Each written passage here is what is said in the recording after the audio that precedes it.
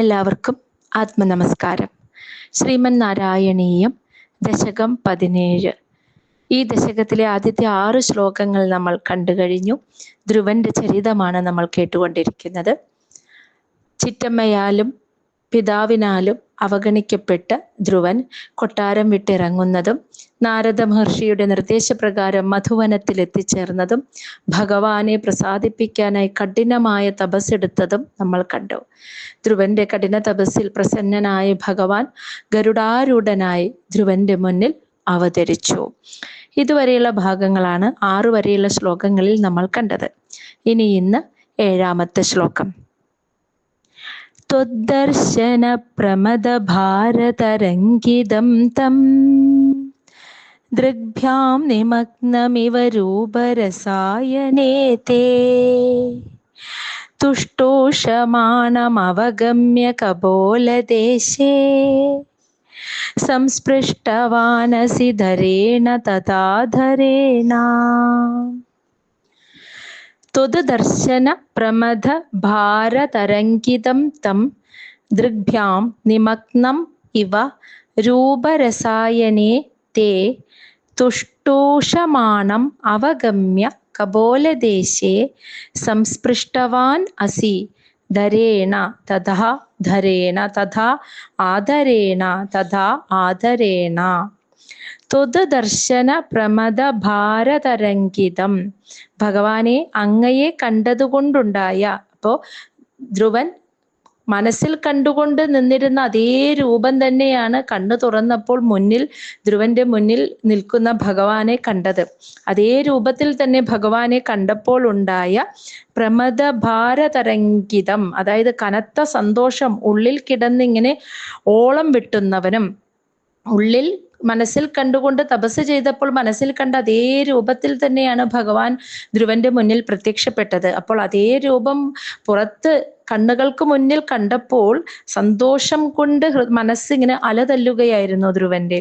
അങ്ങനെ തേ രൂപരസായനെ, അങ്ങയുടെ രൂപമാകുന്ന ആ അമൃതത്തിൽ, ദൃഗ്ഭ്യാം കണ്ണുകൊണ്ട്, നിമഗ്നം ഇവ ആണ്ടുമുങ്ങിയവനോ എന്നു തോന്നും വിധം ധ്രുവൻ അവിടെ നിന്നു എന്ന്. അതായത് ഭഗവാന്റെ ആ രൂപത്തെ, ഭഗവാനെ തന്നെ ഇങ്ങനെ നോക്കിക്കൊണ്ട് ആ ഭഗവാന്റെ രൂപമാകുന്ന ആ അമൃതത്തെ കണ്ണുകൊണ്ട് ഇങ്ങനെ പാനം ചെയ്യുക, വലിച്ചെടുക്കുന്നത് പോലെ നോക്കി തന്നെ ഇങ്ങനെ നിന്നു ആ ധ്രുവൻ അവിടെ. ഈ സമയം തം, അവനെ, ആ ധ്രുവകുമാരനെ, തുഷ്ടൂഷമാണം അവഗമ്യ, അതായത് ധ്രുവൻ ആകെ ഇങ്ങനെ പരിഭ്രമിച്ച് നിൽക്കുക. 5 വയസ്സുള്ള കുഞ്ഞല്ലേ, അവന് എങ്ങനെയാണ് ഭഗവാനെ കണ്ടപ്പോൾ സ്തുതിക്കേണ്ടത്, ഭഗവാനെ എങ്ങനെയാണ് വണങ്ങേണ്ടത് എന്നൊന്നും അറിയാതെ പരിഭ്രമിച്ച് നിൽക്കുകയാണ് ധ്രുവൻ. അപ്പോ തന്നെ സ്തുതിപ്പാൻ ആഗ്രഹിച്ചുകൊണ്ടാണ് ധ്രുവൻ നിൽക്കുന്നത് എന്ന്, ഭഗവാനെ സ്തുതിക്കാൻ ആഗ്രഹിക്കുന്നുണ്ട്, പക്ഷെ അത് എങ്ങനെ സ്തുതിക്കണം, അതിനുള്ള വാക്കുകളൊന്നും ധ്രുവൻ അറിയില്ല. അപ്പൊ അങ്ങനെ പരിഭ്രമിച്ചു നിൽക്കുകയാണ് ധ്രുവൻ എന്ന് മനസ്സിലാക്കിയ ഭഗവാൻ കപോലദേശേ, ധ്രുവന്റെ ആ കവിൾത്തടത്തിൽ, ധരേണ, തന്റെ ശംഖു കൊണ്ട്, തഥാ ആദരേണ, അത്രയ്ക്കും ആദരവോടെ, സംസ്പൃഷ്ടവാൻ അസി, ഒന്ന് തടവി കൊടുത്തു എന്ന്. അപ്പൊ കണ്ണു തുറന്ന ധ്രുവൻ കാണുന്നത്, മനസ്സിൽ കണ്ട അതേ രൂപത്തിൽ ഭഗവാൻ തൻ്റെ മുന്നിൽ ഇങ്ങനെ പ്രത്യക്ഷപ്പെട്ട് നിൽക്കുന്നതാ. ആ രൂപം കണ്ടപ്പോൾ കനത്ത സന്തോഷമാണ് മനസ്സിൽ ധ്രുവന് തോന്നിയത്. ആ ഭഗവാന്റെ ആ രൂപ സൗന്ദര്യം, ആ രൂപമാകുന്ന അമൃതത്തെ ഇങ്ങനെ കണ്ണുകൊണ്ട് വലിച്ചു കുടിച്ചപ്പോൾ പാനം ചെയ്യുന്നത് പോലെ ധ്രുവൻ ഇങ്ങനെ നോക്കി നിൽക്കുകയാണ്. ധ്രുവന് പലതും മനസ്സിൽ തോന്നുന്നുണ്ട്. ഭഗവാനെ നമസ്കരിക്കണോ, ഓടിച്ചെന്ന് ഭഗവാനെ കെട്ടിപ്പിടിക്കണോ, ഭഗവാനെ ഉമ്മ കൊടുക്കണോ എന്നൊക്കെ ധ്രുവൻ മനസ്സിൽ ചിന്തിക്കുന്നുണ്ട്.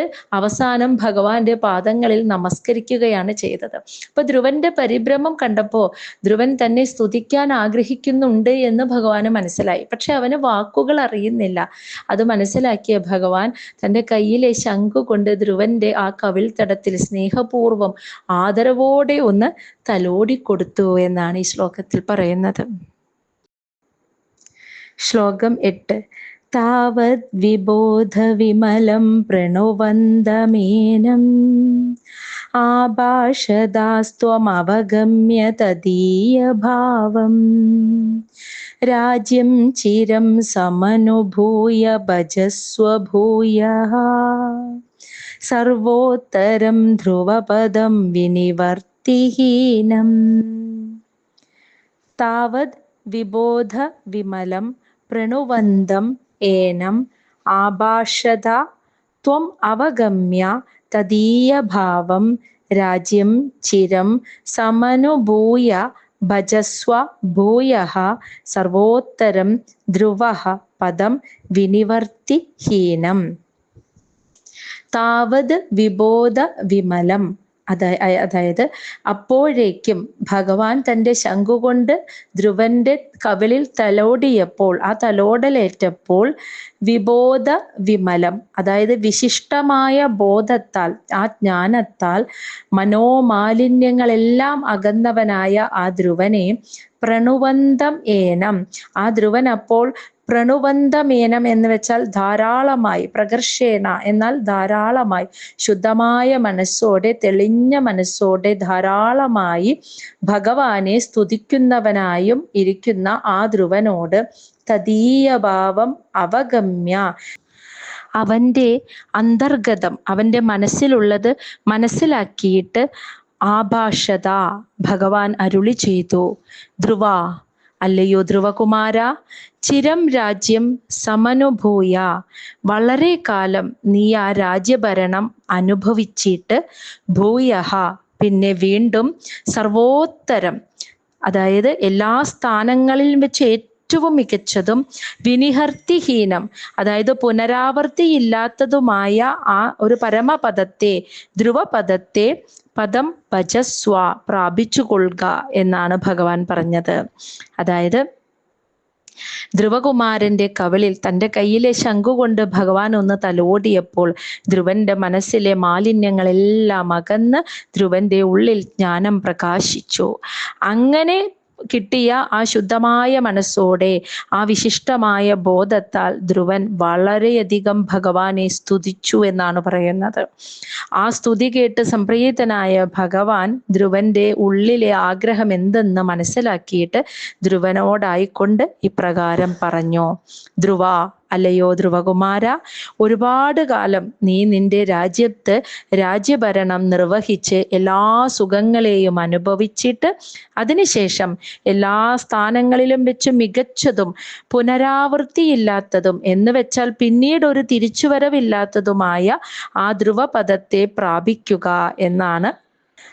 അപ്പോൾ ധ്രുവകുമാരൻ തിരിച്ച് രാജ്യത്തിലേക്ക് ചെല്ലുമ്പോൾ അവൻ്റെ പിതാവായ ഉത്താനപാദ മഹാരാജാവ് അവൻ വളർന്നു വലുതായി കഴിയുമ്പോൾ രാജ്യഭരണം അവനെ ഏൽപ്പിച്ചിട്ട് വാനപ്രസ്ഥത്തിനായി കാട്ടിലേക്ക് പോകും.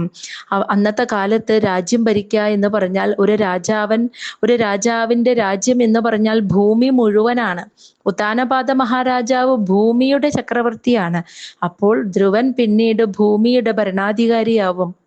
അങ്ങനെ 36,000 വർഷമാണ് ധ്രുവൻ ഭൂമിയുടെ ചക്രവർത്തിയായിട്ട് രാജ്യം ഭരിക്കുക. അങ്ങനെ എല്ലാ സുഖങ്ങളും, ഈ ഭൂമിയിലെ ജീവിത സുഖങ്ങളെല്ലാം അനുഭവിച്ച് അതിനുശേഷം അവസാന സമയം ഭഗവാനെ സ്മരിച്ചുകൊണ്ട് മരിക്കുകയും തുടർന്ന് ധ്രുവൻ എല്ലാ ലോകങ്ങളിലും വെച്ച് ഏറ്റവും ശ്രേഷ്ഠമായ ധ്രുവലോകത്തെ പ്രാപിക്കുകയും ചെയ്യും എന്നാണ് ഭഗവാൻ ധ്രുവന് നൽകിയ അനുഗ്രഹം. ശ്ലോകം 9. ഇത്യൂചുഷി ത്വയി ഗതേ നൃപനന്ദനോസാ ആനന്ദിതാ കില ജനോ നഗരീമുപേതാ രേമേ ചിരം ഭവദനുഗ്രഹപൂർണകാമാ സ്ഥാദേ ഗതേ ച വനമാദൃതരാജ്യഭാരാ. ഇതി ഊചുഷി ത്വയി ഗതേ നൃപനന്ദനഃ അസൗ ആനന്ദിതാ അഖിലജനഃ നഗരീം ഉപേതഃ രേമേ ചിരം ഭവദനുഗ്രഹ പൂർണകാമഃ താദേ ഗതേ ച വനം ആദൃത രാജ്യഭാരഃ.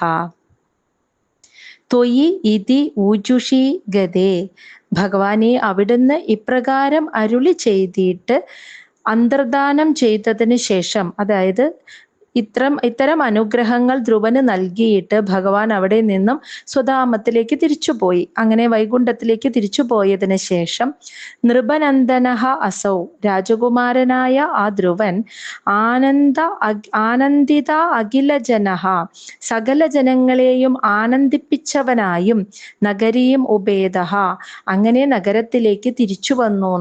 ആ നഗരത്തിലെ, ആ രാജ്യത്തിലെ എല്ലാ പ്രജകളെയും സന്തോഷിപ്പിച്ചിട്ട് ആ നഗരത്തിലേക്ക് തിരിച്ചു വന്നു.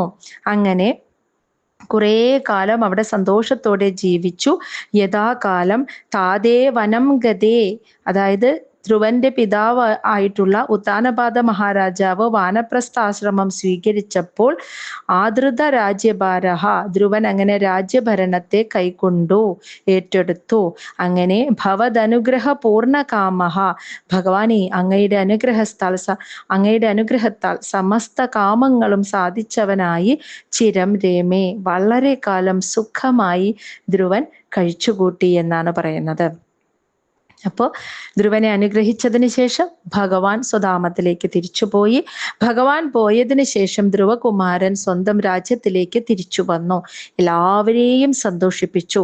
കാലങ്ങൾ അങ്ങനെ കുറേ കഴിഞ്ഞു. ധ്രുവൻ വളർന്നു വലുതായി. അവന്റെ പിതാവ്, അച്ഛൻ വാനപ്രസ്ഥാശ്രമം സ്വീകരിച്ച് രാജ്യഭരണം ധ്രുവന് കൈമാറി. അങ്ങനെ ധ്രുവനാകട്ടെ ഒരു 36,000 വർഷത്തോളം കാലം ആ രാജ്യം ധാർമ്മിക മൂല്യത്തെ മുൻനിർത്തി കൊണ്ട് തന്നെ വളരെ ഭംഗിയായിട്ട് ഭരിക്കുകയും എല്ലാവിധ കാമങ്ങൾ സാധിച്ചവനായും സന്തോഷത്തോടെ സുഖമായി ഭൂമിയിൽ ജീവിക്കുകയും ചെയ്തു. ശ്ലോകം 10. യക്ഷേണ ദേവ നിഹതേ പുനരുത്തമേസ്മിൻ, യക്ഷേ സയുദ്ധ നിരതോ വിരതോ മനുക്ത്യാ, ശാന്ത്യാ പ്രസന്ന ഹൃദയാദനദാതുഭേദാത്, ത്വദ്ഭക്തിമേവ സുദൃഢാമവൃണോത് മഹാത്മാ. യക്ഷേണ ദേവ നിഹതേ പുനഃ ഉത്തമേ അസ്മിൻ, യക്ഷൈഃ സഹ യുദ്ധനിരതഃ വിരതഃ മനു ഉക്ത്യാ, ശാന്ത്യാ പ്രസന്നഹൃദയാത് ധനദാത് ഉപേതാത്, ത്വദ്ഭക്തിം ഏവ സുദൃഢ അവൃണോത് മഹാത്മാ. ഹേ ദേവ, അല്ലയോ ഭഗവാനെ, പുനഃ പിന്നീടൊരിക്കൽ, അസ്മിൻ ഉത്തമേ, ഈ ധ്രുവന്റെ സഹോദരനായിട്ടുള്ള ഉത്തമൻ, അതായത് ഉത്താനപാദ മഹാരാജാവിന്റെ മറ്റൊരു പത്നിയായ സുരുചിയുടെ മകൻ ഉത്തമനെ, യക്ഷേണ നിഹതേ, ഒരിക്കൽ ഒരു കാട്ടിൽ വെച്ച് ഒരു യക്ഷൻ സംഹരിച്ചപ്പോൾ, സഹ ആ ധ്രുവൻ, യക്ഷൈഹി യുദ്ധനിരതഃ, യക്ഷന്മാരുമായി യുദ്ധത്തിൽ ഏർപ്പെടുകയും ചെയ്തു. തന്റെ സഹോദരനെ വധിച്ച യക്ഷന്മാരുമായി ധ്രുവൻ യുദ്ധത്തിൽ ഏർപ്പെട്ടു. പിന്നീട് ആ യുദ്ധം കൂടുതൽ ഭയാനകമായി പോകുന്നു എന്ന് കണ്ടപ്പോൾ മനു ഉക്ത്യാ വിരതഃ, ധ്രുവന്റെ മുത്തച്ഛനായിട്ടുള്ള സ്വയംഭുവ മനുവിന്റെ വാക്കുകൾ കേട്ടിട്ട് ധ്രുവൻ ആ യുദ്ധത്തിൽ നിന്ന് വിരമിക്കുകയും ചെയ്തു. അങ്ങനെ ശാന്ത്യാ പ്രസന്ന ഹൃദയാത്ത്, ധ്രുവന്റെ ആ ക്ഷമാശീലം കണ്ട് പ്രസന്ന ഹൃദയനായ, ഉള്ളു തെളിഞ്ഞു വന്ന ആ ഉപേദാത് ധനദാത്, അതായത് ആ ഉള്ളു സന്തോഷവാനായി നിൽക്കുന്ന വൈശ്രവണനിൽ നിന്നും, അതായത് കുബേരൻ, ഉപേദാത് ധനദാത് എന്ന് വെച്ചാൽ കുബേരൻ അല്ലെങ്കിൽ വൈശ്രവണനിൽ നിന്നും മഹാത്മാവായ ധ്രുവൻ സുദൃഢാം, നന്നായി ഉറപ്പുള്ള, ത്വദ്ഭക്തിമേവ, ഭഗവത് ഭക്തിയെ മാത്രം, ആവൃണോത്, മാത്രം വരമായി ആവശ്യപ്പെട്ടു എന്നാണ് പറയുന്നത്. ധ്രുവന്റെ സഹോദരനായ ഉത്തമൻ ഒരിക്കൽ കാട്ടിലേക്ക് നായാട്ടിന് പോയി. അവിടെ വെച്ച് ഒരു യക്ഷനുമായി ഏറ്റുമുട്ടി. ആ ഏറ്റുമുട്ടലിൽ യക്ഷൻ ഉത്തമനെ വധിച്ചു. സഹോദരവത്സലനായ ധ്രുവൻ യക്ഷന്മാരോട് യുദ്ധത്തിനായി എത്തി. അങ്ങനെ കുറേ കാലം യക്ഷന്മാരുമായി ധ്രുവൻ യുദ്ധം ചെയ്തു. ഇത് കണ്ട് പിതാമഹനായ സ്വയംഭുവ മനു അതിനെ തടഞ്ഞു. മുത്തശ്ശന്റെ നിർദ്ദേശപ്രകാരം ധ്രുവൻ യുദ്ധം നിർത്തി. ധ്രുവന്റെ ആ ശാന്തമായ പ്രകൃതം കണ്ടിട്ട് യക്ഷന്മാരുടെ രാജാവായ കുബേരൻ അല്ലെങ്കിൽ വൈശ്രവണൻ വളരെ സന്തുഷ്ടനായിട്ട് എന്തു വരം വേണമെങ്കിലും ചോദിച്ചു കൊള്ളാൻ ധ്രുവനോട് പറഞ്ഞു. അപ്പോൾ ധ്രുവൻ ചോദിച്ചത് ഭഗവാനിലുള്ള സുദൃഢമായ അചഞ്ചലമായ ഭക്തി മാത്രം മതി എനിക്ക് വരമായിട്ട് എന്നാണ് മഹാത്മാവായ ധ്രുവൻ കുബേരനോട് ആവശ്യപ്പെട്ടത്. അതാണ് ഈ ശ്ലോകത്തിൽ പറയുന്നത്. ശ്ലോകം 11. അന്ധേ ഭവത് പുരുഷനീത വിമാനയാതോ മാത്രാ സമം ധ്രുവപദേ മുദിതോയമാസ്തേ ഏവം സുഭൃത്യ ജനപാലനലോലധീസ്ത്വം വാദാലയാധിപാ നിരുന്തി മമാമയൗഖാൻ. അന്തേ ഭവത്പുരുഷനീത വിമാനയാതഃ മാത്രാ സമം ധ്രുവപദേ മുദിതഃ അയം ആസ്തേ ഏവം സ്വഭൃത്യ ജനപാലന ലോലധീഃ ത്വം വാദാലയാധിപ നിരുന്തി മമ ആമയൗഖാൻ. അന്തേ അയം, ഇഹലോക ജീവിതത്തിന്റെ അവസാനമായപ്പോൾ ആ ധ്രുവന്റെ ജീവിതത്തിന്റെ അവസാന കാലഘട്ടത്തിൽ എത്തിയപ്പോൾ ഭവത് പുരുഷനീത വിമാനയാതഃ, ഭഗവാനെ അങ്ങയുടെ പാർഷദന്മാർ കൊണ്ടുവന്ന വിമാനത്തിൽ കയറിയിട്ട് മാത്രാസമം തൻ്റെ അമ്മയോടുകൂടി ധ്രുവപദേ ധ്രുവലോകത്തിൽ മുദിതഃ ആസ്തേ സന്തുഷ്ടനായിക്കൊണ്ട് ഇന്നും ഇരുന്നരുളുന്നു എന്നാണ് പറയപ്പെടുന്നത്.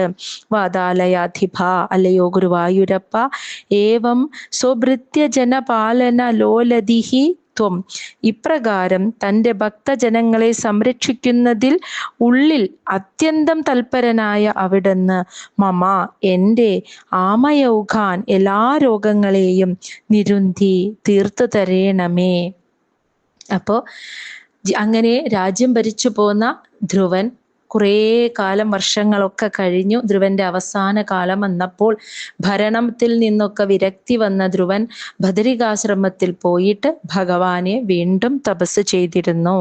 ആ തപസ്സിന്റെ ഒടുവിൽ ഭഗവാന്റെ പാർഷദന്മാർ കൊണ്ടുവന്ന വിമാനത്തിൽ കയറിയിട്ട് ധ്രുവൻ അങ്ങനെ ധ്രുവപദത്തിലേക്ക് പോയി.